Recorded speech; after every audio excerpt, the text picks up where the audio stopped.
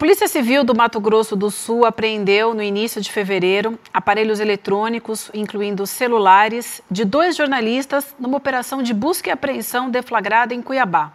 A truculência levou a Federação Nacional dos Jornalistas, juntamente com o Instituto Vladimir Herzog e o Sindicato dos Jornalistas de Mato Grosso, a acionar o Supremo Tribunal Federal na tentativa de garantir o direito ao sigilo de fontes desses profissionais. Ao mesmo tempo, a defesa dos repórteres Alexandre Aprá e Enoque Cavalcante impetrou um habeas corpus na Justiça mato-grossense a fim de trancar o inquérito e impedir uma possível devassa nos aparelhos. Quem conta essa história para a gente agora é o jornalista Caio Paes, um dos coautores de uma reportagem sobre o episódio. Essa reportagem foi publicada ontem na agência pública e o Caio vai trazer agora mais detalhes para a gente. Caio, seja bem-vindo ao ICL, um prazer te receber por aqui. Qual que foi a justificativa da polícia para apreender esses aparelhos? Já te faço essa pergunta, mas se você puder também já trazer mais detalhes dessa reportagem, te agradeço. Olá, bom dia Vivian, William, Rodrigo, a todos que nos assistem. Vamos lá, eu acho que é importante situar o fato de que o governo Mauro Mendes, ele está numa espécie de... está em pé de guerra, né, com os jornalistas que cobrem criticamente a sua gestão. Essa operação mais recente, que teve como alvo Alexandre Aprá e Enoque Cavalcante, além do comunicador e empresário Marco Paulo Pinheiro, ela se baseou basicamente no fato desses 3 investigados terem repercutido em sites e mídias sociais, como o aplicativo WhatsApp, uma reportagem que foi publicada pela Repórter Brasil em setembro do ano passado sobre suspeitas em torno de decisões judiciais da justiça local. Isso envolveria, em tese, de acordo com a denúncia da Repórter Brasil, envolveria favorecimento nessas decisões a garimpeiros e afins. Isso, de acordo com a denúncia da Repórter Brasil, foi repassado e repercutido por esses jornalistas que fazem uma cobertura crítica, e a partir daí houve uma queixa do governador Mauro Mendes e instaurou-se uma investigação que resultou na Operação Fake News 3, que foi conduzida em 6 de fevereiro passado. Agora, essa operação, um dos motivos por trás, para além do que seria essa devassa, que chamou muito nossa atenção, é que foram apreendidos aparelhos celulares, notebooks e todos aparelhos eletrônicos possíveis dos alvos da operação, eles foram apreendidos, mandado de busca e apreensão, e eles têm autorização, a polícia está desde então com autorização para realizar a quebra do sigilo telemático desses aparelhos. Uma das justificativas do delegado Rui Peral, que é o responsável pela investigação por parte da Polícia Civil, no pedido dele para autorizar a operação, que teve apoio do Ministério Público e foi autorizada pela Justiça Local, por exemplo, é que um dos alvos, o jornalista Alexandre Aprá, ele teria uma extensa ficha criminal, mas essa ficha criminal, o próprio jornalista, ele contesta porque muitos casos, de acordo com ele, teriam a ver com denúncias de calúnia e difamação, envolvendo novamente o governo mato-grossense, o atual governo mato-grossense e aliados, né? Então, existe um clima persecutório de acordo com as entidades e também de acordo com uma comitiva de jornalistas mato-grossenses que veio até Brasília na última sexta-feira, dia 1º de março, para se reunir com membros do Ministério da Justiça na primeira reunião deste ano, de 2024, do Observatório de Violência contra Jornalistas e Comunicadores.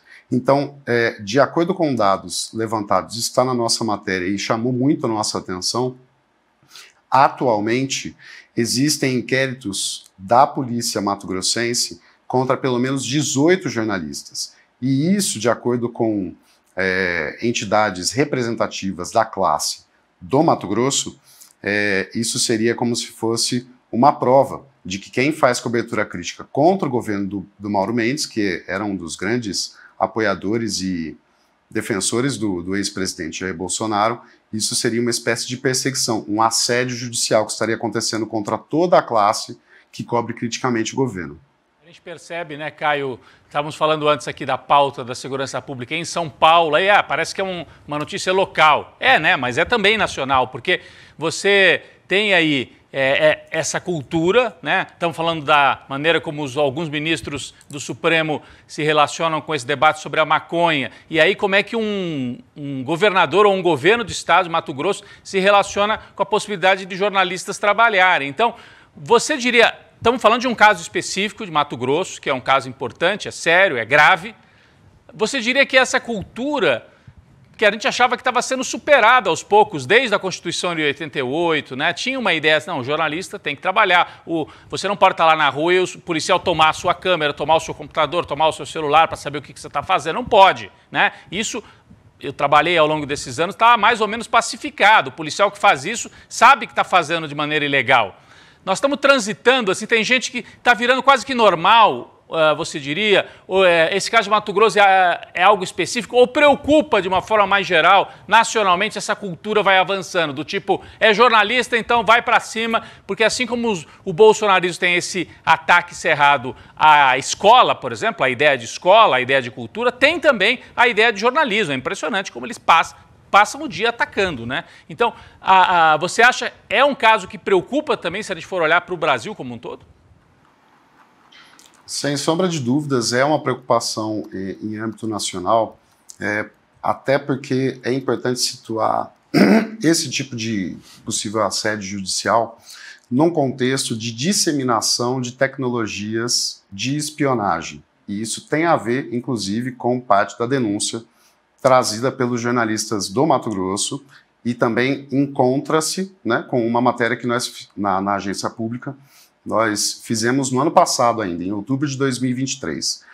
Um dos pedidos da comitiva aqui em Brasília para o Ministério da Justiça foi para investigação do uso de um aparelho de espionagem adquirido pelo governo Mauro Mendes em 2022 por pouco mais de 4,5 milhões de reais. É um aparelho fabricado pela mesma fabricante do programa First Mile, aquele da ABIN Paralela. É um aparelho chamado GI2S. Ele é um pouco diferente. Nós, na nossa matéria de 2023, de outubro passado, nós detalhamos um pouco algumas das estranhezas em torno desse contrato. Nós conseguimos documentos do Mato Grosso, especificamente, porque esse aparelho ele foi adquirido sem licitação, como tem sido praxe, né, no setor de inteligência. E a justificativa do porquê ela é bastante específica. Como não tem uma licitação, você tem que detalhar exatamente o que você procura com essa compra e por que tal empresa ou tal produto é o único que supre isso. Na justificativa apresentada pelo governo mato-grossense aos órgãos de controle estaduais, ele afirma que essa ferramenta ela seria uma ferramenta passiva, que ela não faria necessariamente invasões. Só que o anexo do contrato e outros documentos que nós obtivemos, sobre os quais nós baseamos a nossa reportagem, eles mostram que esse aparelho ele pode fazer invasões ativas em aparelhos celulares. E ele funciona basicamente, né, para ser bem sucinto, né, ele é composto de duas partes. Uma parte é um programinha de computador, pelo qual você pode controlar o aparelho à distância, você pode programá-lo a fazer determinadas capturas. E a outra parte é uma parte móvel, que pode ser colocada, por exemplo, numa maleta durante uma rebelião de presídio, ou pode ser colocada numa maleta ou dentro de um carro para se fazer uma tocaia. Então, os jornalistas que vieram, a comitiva de jornalistas que veio até Brasília para falar sobre o caso com o Ministério da Justiça, pediu uma investigação sobre a legalidade do uso, porque parte deles suspeita de que eles estavam sendo vigiados também. Se por meio desse programa, se por meio de outros, não se sabe. Ainda falta se esclarecer melhor essa situação. Muito bem, Caio, obrigada. Foi muito bom conversar contigo. Obrigada pelos esclarecimentos, parabéns pela reportagem.